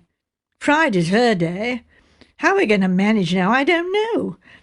Thank goodness Mr. Lance hasn't brought his wife here with him today. We shall manage, Mrs. Crump. Mary's voice was both soothing and authoritative. If we just simplify the menu a little. She outlined a few suggestions. Mrs. Crump nodded unwilling acquiescence. I shall be able to serve that quite easily, Mary concluded. You mean you'll wait at table yourself, miss? Mrs. Crump sounded doubtful. If Gladys doesn't come back in time. She won't come back, said Mrs. Crump, gallivanting off, wasting her money somewhere in the shops. She's got a young man, you know, miss, though you wouldn't think it to look at her. Albert, his name is. Going to be married next spring, so she tells me. Don't know what the married state's like, these girls don't. What I've been through with Crump. Ah, she sighed, then she said in an ordinary voice, What about tea, miss? Who's going to clear it away and wash it up? I'll do that, said Mary. I'll go and do it now. The lights had not been turned on in the drawing-room, though Adele Fortescue was still sitting on the sofa behind the tea-tray. "Shall I switch the lights on, Mrs. Fortescue?" Mary asked. Adele didn't answer. Mary switched on the lights and went across to the window, where she pulled the curtains across. It was only then that she turned her head and saw the face of the woman who had sagged back against the cushions. A half-eaten scone spread with honey was beside her, and her teacup was still half full. Death had come to Adele Fortescue suddenly and swiftly. "Well?" demanded Inspector Neal impatiently. The doctor said promptly, "Cyanide. Potassium cyanide, probably. In the tea." "Cyanide," muttered Neal. The doctor looked at him with slight curiosity. "You're taking this hard. Any special reason?" "She was cast as a murderess," said Neal. "And she turned out to be a victim. You'll have to think again, won't you?" Neal nodded. His face was bitter and his jaw was grimly set. "Poisoned. Right under his nose. Taxine in Rex Fortescue's breakfast coffee, cyanide in Adele Fortescue's tea. Still an intimate family affair. Or so it seemed. Adele Fortescue, Jennifer Fortescue, Elaine Fortescue, and the newly arrived Lance Fortescue had had tea together in the library. Lance had gone up to see Miss Ramsbottom. Jennifer had gone to her own sitting room to write letters. Elaine had been the last to leave the library. According to her, Adele had then been in perfect health and had just been pouring herself out a last cup of tea. A last cup of tea. Yes, it had indeed been her last cup of tea. And after that a blank 20 minutes, perhaps, until Mary Dove had come into the room and discovered the body. And during that 20 minutes... Inspector Neal swore to himself and went out into the kitchen. Sitting in a chair by the kitchen table, the vast figure of Mrs. Crump, her belligerence pricked like a balloon, hardly stirred as he came in. "Where's that girl? Has she come back yet?" "Gladys? No, she's not back. Won't be, I expect, till 11 o'clock. She made the tea, you say, and took it in?" "I didn't touch it, sir, as God's my witness. And what's more, I don't believe Gladys did anything she shouldn't. She wouldn't do a thing like that. Not Gladys. She's a good enough girl, sir. Bit foolish-like, that's all. Not wicked." No, Neal didn't think that Gladys was wicked. He didn't think that Gladys was a poisoner.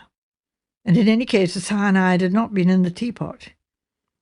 But what made her go off suddenly? Like this? Wasn't her day out, you say? No, sir, tomorrow's her day out. Does Crump... Mrs. Crump's belligerence suddenly revived. Her voice rose wrathfully. "Don't you go fastening anything on Crump. Crump's out of it. He went off at 3 o'clock, and thankful I am now that he did. He's as much out of it as Mr. Percival himself." Percival Fortescue had only just returned from London, to be greeted by the astounding news of the second tragedy. "I wasn't accusing Crump," said Neal mildly. "I just wondered if he knew anything about Gladys's plans." "She had her best nylons on," said Mrs. Crump. "She was up to something. Don't tell me. Didn't cut any sandwiches for tea, either. Oh, yes, she was up to something. I'll give her a piece of my mind when she comes back." When she comes back. A faint uneasiness possessed Neal. To shake it off, he went upstairs to Adele Fortescue's bedroom. A lavish apartment, all rose brocade hangings and a vast gilt bed. On one side of the room was a door into a mirror-lined bathroom with a sunk orchid-pink porcelain bath. Beyond the bathroom, reached by a communicating door, was Rex Fortescue's dressing room. Neal went back into Adele's bedroom, and through the door on the farther side of the room into her sitting room. The room was furnished in Empire style with a rose-pile carpet. Neal only gave it a cursory glance, for that particular room had had his close attention on the preceding day, with special attention paid to the small, elegant desk. Now, however, he stiffened to sudden attention. On the centre of the rose-pile carpet was a small piece of caked mud. Neil went over and picked it up. The mud was still damp. He looked round. There were no footprints visible, only this one isolated fragment of wet earth. Inspector Neil looked round the bedroom that belonged to Gladys Martin. It was past 11 o'clock. Crump had come in half an hour ago, but there was still no sign of Gladys. Inspector Neil looked round him. Whatever Gladys's training had been, her own natural instincts were slovenly. The bed, Inspector Neil judged, was seldom made, the windows seldom opened. Gladys's personal habits, however, were not his immediate concern. Instead, he went carefully through her possessions. They consisted for the most part of cheap and rather pathetic finery. There was little that was durable or of good quality. The elderly Ellen, whom he had called upon to assist him, had not been helpful. She didn't know what clothes Gladys had or hadn't. She couldn't say what, if anything, was missing. He turned from the clothes and the underclothes to the contents of the chest of drawers. There Gladys kept her treasures. There were picture postcards and newspaper cuttings, knitting patterns, hints on beauty culture, dressmaking, and fashion advice. Inspector Neil sorted them neatly into various categories. The picture postcards consisted mainly of views of various places where he presumed Gladys had spent her holidays. Amongst them were 3 picture postcards signed Bert. Bert he took to be the young man referred to by Mrs. Crump. The first postcard said, in an illiterate hand, "All the best, missing you a lot. Yours ever, Bert." The second said, "Lots of nice-looking girls here, but not one that's a patch on you. Be seeing you soon. Don't forget our date. And remember after that, it's thumbs up and living happy ever after." The third said merely, "Don't forget. I'm trusting you. Love, B." Next Neil looked through the newspaper cuttings and sorted them into 3 piles. There were the dressmaking and beauty hints. There were items about cinema stars to which Gladys had appeared greatly addicted, and she had also, it appeared, been attracted by the latest marvels of science. There were cuttings about flying saucers, about secret weapons, about truth drugs used by the Russians, and claims for fantastic drugs discovered by American doctors. All the witchcraft, so Neil thought, of our 20th century. But in all the contents of the room there was nothing to give him a clue to her disappearance. She had kept no diary. Not that he had expected that. It was a remote possibility. There was no unfinished letter, no record at all of anything that she might have seen in the house which could have had a bearing on Rex Fortescue's death. Whatever Gladys had seen, whatever Gladys had known, there was no record of it. It would still have to be guesswork why the second tea-tray had been left in the hall, and Gladys herself had so suddenly vanished. Sighing, Neil left the room, shutting the door behind him. As he prepared to descend the small winding stairs, he heard a noise of running feet coming along the landing below. The agitated face of Sergeant Hay looked up at him from the bottom of the stairs. Sergeant Hay was panting a little. "Sir," he said urgently, "sir, we found her." "Found her?" "It was the housemaid, sir, Ellen. Remembered she hadn't brought the clothes in from where they were hanging on the line just round the corner from the back door. So she went out with a torch to take them in, and she almost fell over the body. The girl's body, strangled she was with a stocking round her throat. Been dead for hours, I'd say. And, sir, it's a wicked kind of joke, but there was a clothes peg clipped on her nose." An elderly lady travelling by train had bought 3 morning papers, and each of them, as she finished it, folded it, and laid it aside, showed the same headline.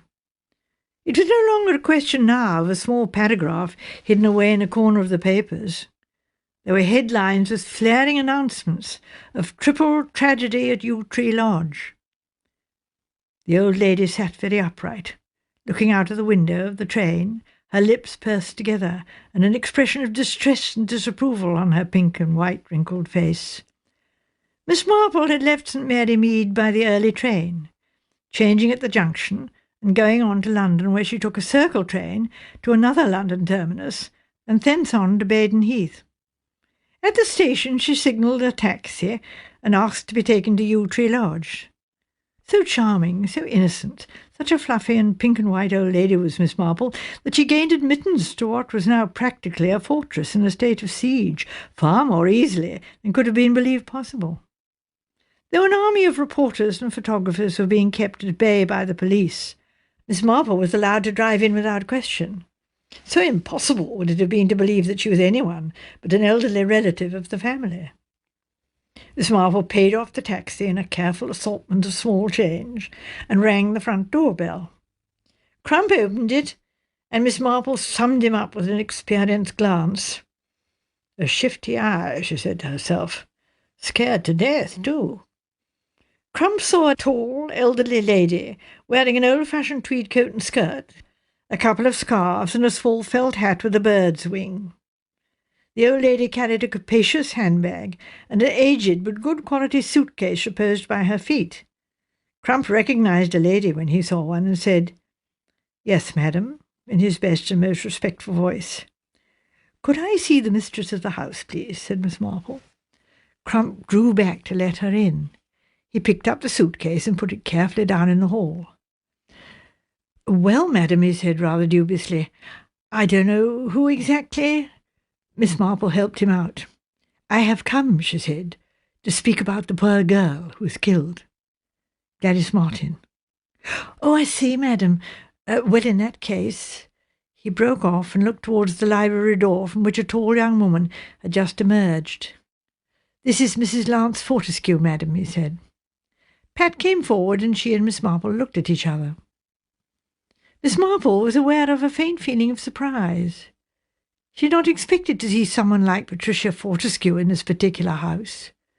Its interior was much like as she had pictured it, but Pat didn't somehow match with that interior. "It's about Gladys, madam," said Crump helpfully. Pat said rather hesitatingly, "Oh, will you come in here? We shall be quite alone." She led the way into the library, and Miss Marple followed her. "There wasn't anyone specially you wanted to see, was there?" said Pat, "because perhaps I shan't be much good. You see, my husband and I only came back from Africa a few days ago. We don't really know anything much about the household. But I can fetch my sister-in-law or my brother-in-law's wife."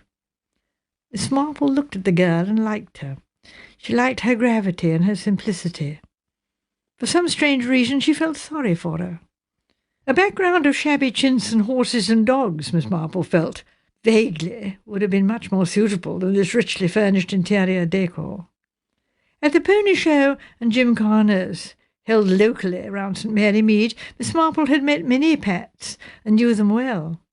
She felt at home with this rather unhappy-looking girl. "It's very simple, really," said Miss Marple, taking off her gloves carefully and smoothing out the fingers of them. I read in the paper, you see, about Gladys Martin having been killed, and of course I knew all about her. She comes from my part of the country. I trained her, in fact, for domestic service. And since this terrible thing has happened to her, I felt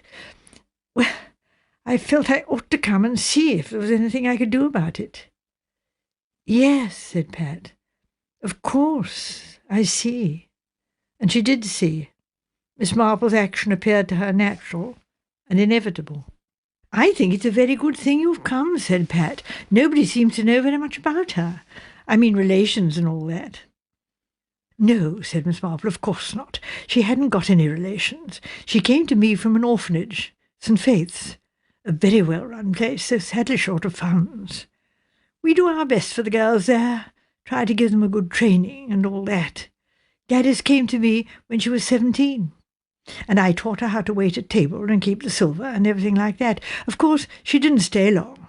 They never do. As soon as she got a little experience, she went and took a job in a cafe." The girls nearly always want to do that. They think it's freer, you know, and a gayer life. Perhaps it may be. I really don't know. I never even saw her, said Pat. Was she a pretty girl? Oh, no, said Miss Marple, not at all. Adenoids and a good many spots. She was rather pathetically stupid, too. I don't suppose, went on Miss Marple thoughtfully, that she ever made many friends anywhere. She was very keen on men, poor girl, but men didn't take much notice of her, and other girls rather made use of her. Sounds rather cruel, said Pat. Yes, my dear, said Miss Marple, life is cruel, I'm afraid. One doesn't really know what to do with the Gladyses. They enjoy going to the pictures and all that, but they're always thinking of impossible things that can't possibly happen to them. Perhaps that's happiness of a kind, but they get disappointed. I think Gladys was disappointed in cafe and restaurant life. Nothing very glamorous or interesting happened to her, and it was just hard on her feet. Probably that's why she came back into private service. Do you know how long she's been here? Pat shook her head. Not very long, I should think. Only a month or two. Pat paused and then went on. Seems so horrible and futile that she should have been caught up in this thing. I suppose she'd seen something or noticed something. It was the clothes peg that really worried me, said Miss Marple in her gentle voice. The clothes peg? Yes, I read about it in the papers. I suppose it's true that when she was found there was a clothes peg clipped on her nose. Pat nodded. The colour rose to Miss Marple's pink cheeks. That's what made me so very angry, if you can understand, my dear. It's such a cruel, contemptuous gesture. Gave me a kind of picture of the murderer.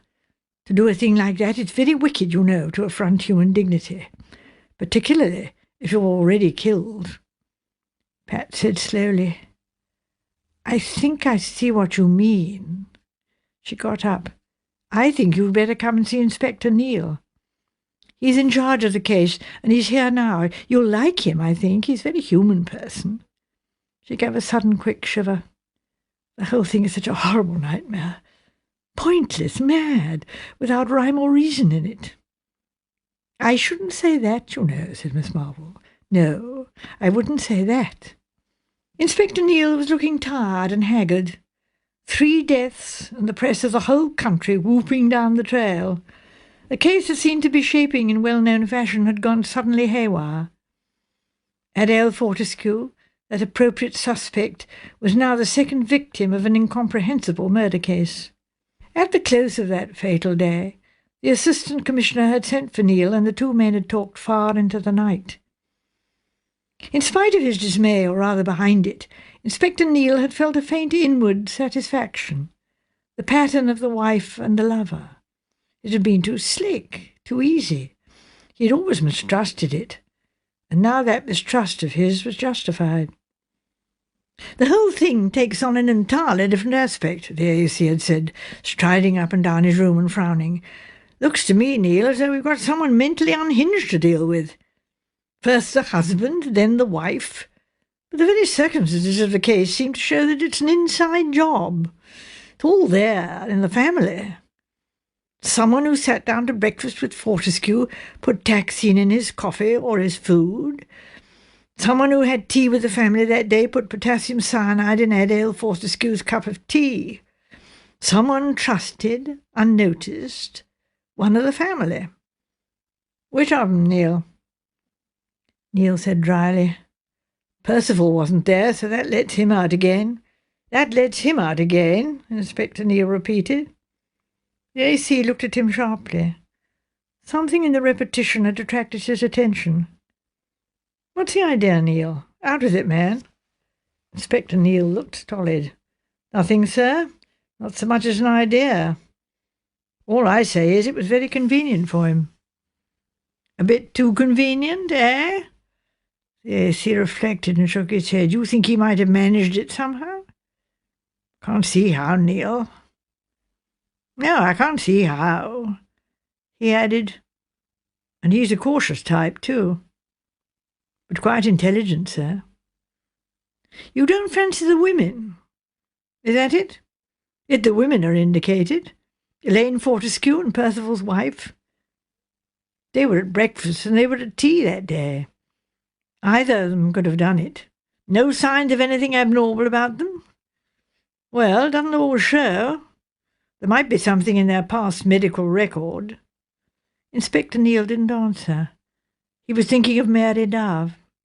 He had no definite reason for suspecting her, but that was the way his thoughts lay. There was something unexplained about her, unsatisfactory, a faint, amused antagonism. That had been her attitude after the death of Rex Fortescue. What was her attitude now?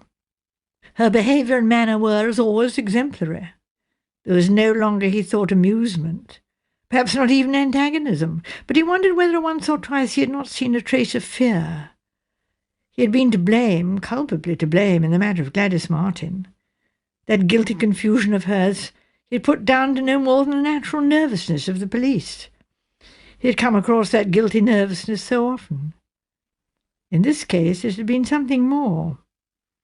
Gladys had seen or heard something which had aroused her suspicions.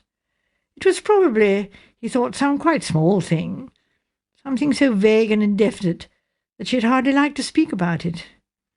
And now, poor little rabbit, she would never speak. Inspector Neale looked with some interest at the mild, earnest face of the old lady who confronted him now at Yew Tree Lodge. He had been in two minds at first how to treat her, but he quickly made up his mind. Miss Marple would be useful to him. She was upright, of unimpeachable rectitude, and she had, like most old ladies, time on her hands, and an old maid's nose for scenting bits of gossip. She'd get things out of servants, and out of the women of the Fortescue family, perhaps, that he and his policeman would never get. Talk, conjecture, reminiscences, repetitions of things said and done, out of it all she would pick the salient facts. So Inspector Neale was gracious. "It's uncommonly good of you to have come here, Miss Marple," he said. "It was my duty, Inspector Neale. The girl had lived in my house. I feel, in a sense, responsible for her. She was a very silly girl, you know." Inspector Neale looked at her appreciatively. "Yes," he said, "just so." She had gone, he felt, to the heart of the matter. "She wouldn't know," said Miss Marple, "what she ought to do, if, something came up. Oh dear, I'm expressing myself very badly." Inspector Neale said he understood. She hadn't got good judgment as to what was important or not. That's what you mean, isn't it? Oh, yes, exactly, Inspector. When you say she was silly, Inspector Neale broke off. Miss Marple took up the theme. She was a credulous type. She was the sort of girl who would have given her savings to a swindler if she'd had any savings. Of course she never did have any savings, because she always spent her money on most unsuitable clothes. "What about men?" asked the Inspector. "She wanted a young man badly," said Miss Marple. "In fact, that's really, I think, why she left St. Mary Mead.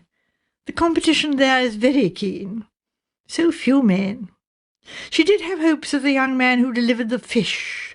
Young Fred had a pleasant word for all the girls, but of course he didn't mean anything by it. That upset poor Gladys quite a lot. Still, I gather she did get herself a young man in the end." Inspector Neale nodded. "It seems so. Albert Evans, I gather his name was. She seemed to have met him at some holiday camp. He didn't give her a ring or anything, so maybe she made it all up. He was a mining engineer, so she told cook." "That seems most unlikely," said Miss Marple. "But I dare say it's what he told her. As I say, she'd believe anything. You don't connect him with this business at all?" Inspector Neale shook his head. "No, I don't think there are any complications of that kind. He never seems to have visited her. He sent her a postcard from time to time, usually from a seaport. Probably fourth engineer on a boat on the Baltic run." "Well," said Miss Marple, "I'm glad she had her little romance, since her life has been cut short in this way." She tightened her lips. "You know, Inspector, it makes me very, very angry." And she added, as she had said to Pat Fortescue, "especially the clothes peg. That, Inspector, was really wicked." Inspector Neale looked at her with interest. "I know just what you mean, Miss Marple," he said. Miss Marple coughed apologetically. "I wonder, I suppose it would be a great presumption on my part. If only I could assist you in my very humble, and I'm afraid very feminine way. This is a wicked murderer, Inspector Neale, and the wicked should not go unpunished." "That's an unfashionable belief nowadays, Miss Marple," Inspector Neale said rather grimly. "Not that I don't agree with you." "There is a hotel near the station, or there's the Golf Hotel," said Miss Marple tentatively. "I believe there's a Miss Ramsbottom in this house who is interested in foreign missions." Inspector Neale looked at Miss Marple appraisingly. "Yes," he said, "you've got something there, maybe. I can't say that I've had great success with the lady." "It's really very kind of you, Inspector Neale," said Miss Marple. I'm so glad that you don't think I'm just a sensation hunter." Inspector Neale gave a sudden, rather unexpected smile. He was thinking to himself that Miss Marple was very unlike the popular idea of an avenging fury. And yet, he thought, that was perhaps exactly what she was. "Newspapers," said Miss Marple, "are often so sensational in their accounts, but hardly, I fear, as accurate as one might wish." She looked inquiringly at Inspector Neale. "If one could be sure of having just the sober facts." "They're not particularly sober," said Neale. "Shorn of undue sensation, they're as follows. Mr. Fortescue died in his office as a result of taxine poisoning. Taxine is obtained from the berries and leaves of yew trees." "Very convenient," Miss Marple said. "Possibly," said Inspector Neale, "but we've no evidence as to that. As yet, that is." He stressed the point because it was here that he thought Miss Marple might be useful. If any brew or concoction of yewberries had been made in the house, Miss Marple was quite likely to come upon traces of it. She was the sort of old pussy who would make homemade liqueurs, cordials, and herb teas herself. She would know the methods of making and methods of disposal. "And Mrs. Fortescue?" "Mrs. Fortescue had tea with the family in the library. The last person to leave the room and the tea-table was Miss Elaine Fortescue, her stepdaughter. She states that as she left the room, Mrs. Fortescue was pouring herself out another cup of tea. Some 20 minutes or half an hour later, Miss Dove, who acts as housekeeper, went in to remove the tea tray. Mrs. Fortescue was sitting still on the sofa, dead. Beside her was a teacup, a quarter full, and in the dregs of it was potassium cyanide." "Which is almost immediate in its action, I believe," said Miss Marple. "Exactly." "Oh, such dangerous stuff," murmured Miss Marple. "One has it to take wasps' nests, but I'm always very, very careful." "You're quite right," said Inspector Neale. "There was a packet of it in the gardener's shed here." "Again, very convenient," said Miss Marple. She added, "Was Mrs. Fortescue eating anything?" "Oh, yes, they had quite a sumptuous tea." "Cake, I suppose? Bread and butter? Scones, perhaps? Jam? Honey?" "Yes, there was honey and scones, chocolate cake and Swiss roll and various other plates of things." He looked at her curiously. "The potassium cyanide was in the tea, Miss Marple." "Oh, yes, I quite understand that. I was just getting the whole picture, so to speak. Rather significant, don't you think?" He looked at her in a slightly puzzled fashion. Her cheeks were pink, her eyes were bright. "And the third death, Inspector Neale?" "Well, the facts there seem clear enough too. The girl, Gladys, took in the tea tray. Then she brought the next tray into the hall, but left it there. She'd been rather absent-minded all day, apparently. After that, no one saw her. The cook, Mrs. Crump, jumped to the conclusion that the girl had gone out for the evening without telling anybody. She based her belief, I think, on the fact that the girl was wearing a good pair of nylon stockings and her best shoes. There, however, she was proved quite wrong. The girl had obviously remembered suddenly that she had not taken in some clothes that were drying outside on the clothesline. She ran out to fetch them in, had taken down the half of them apparently, when somebody took her unawares by slipping a stocking round her neck, and, well, that was that." "Someone from outside," said Miss Marple. "Perhaps," said Inspector Neale, "but perhaps someone from inside. Someone who'd been waiting his or her opportunity to get the girl alone. The girl was upset, nervous when we first questioned her. But I'm afraid we didn't quite appreciate the importance of that." "Oh, but how could you?" cried Miss Marple. "Because people so often do look guilty and embarrassed when they're questioned by the police." "That's just it. But this time, Miss Marple, it was rather more than that. I think the girl Gladys had seen someone performing some action that seemed to her needed explanation. It can't, I think, have been anything very definite. Otherwise she would have spoken out. But I think she did betray the fact to the person in question. That person realized that Gladys was a danger. And so Gladys was strangled, and a clothes peg clipped on her nose," murmured Miss Marple to herself. "Yes, it's a nasty touch. A nasty, snaring sort of touch. Just a nasty bit of unnecessary bravado." Miss Marple shook her head. "Hardly unnecessary. It all makes a pattern, doesn't it?" Inspector Neale looked at her curiously. "I don't quite follow you, Miss Marple. What do you mean by a pattern?" Miss Marple immediately became flustered. Well, I mean, it does seem, regarded as a sequence, if you understand. Well, one can't get away from facts, can one?" "I don't think I quite understand." Well, first we have Mr. Fortescue, Rex Fortescue, killed in his office in the city. And then we have Mrs. Fortescue sitting here in the library and having tea. There were scones and honey. And then poor Gladys with the clothes peg on her nose, just to point the whole thing. That very charming Mrs. Lance Fortescue said to me there didn't seem to be any rhyme or reason in it, but I couldn't agree with her, because it's the rhyme that strikes one, isn't it?" Inspector Neale said slowly, "I don't think—" Miss Marple went on quickly. "I expect you're about 35 or 36, aren't you, Inspector Neale? I think there was a reaction just then, when you were a little boy, against nursery rhymes. But if one has been brought up on Mother Goose, it is really highly significant, isn't it?" "What I wondered was—" Miss Marple paused, then, appearing to take her courage in her hands, went on bravely, "Of course, it is great impertinence, I know, on my part, saying this sort of thing to you." "Please say anything you like, Miss Marple."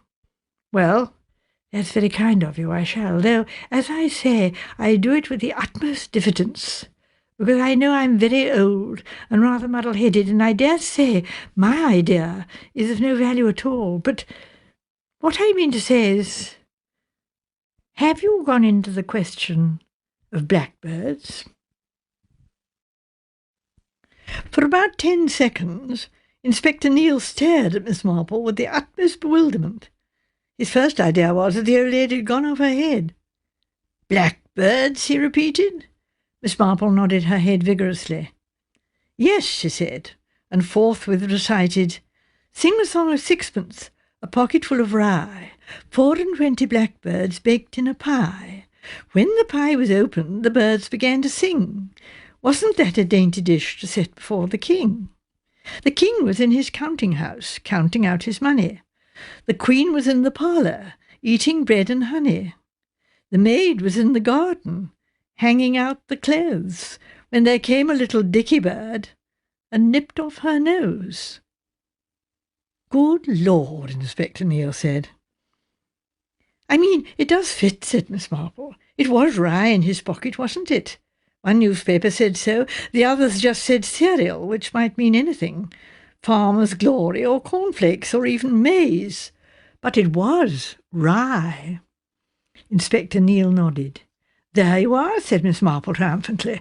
"Rex Fortescue. Rex means king, in his counting-house. And Mrs. Fortescue, the queen, in the parlour, eating bread and honey. And so, of course, the murderer had to put that clothes peg on poor Gladys's nose." Inspector Neale said, "You mean the whole set-up is crazy?" Well, one mustn't jump to conclusions, but it's certainly very odd.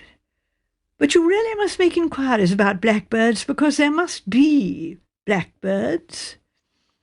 It was at this point that Sergeant Hay came into the room, saying urgently, "Sir!"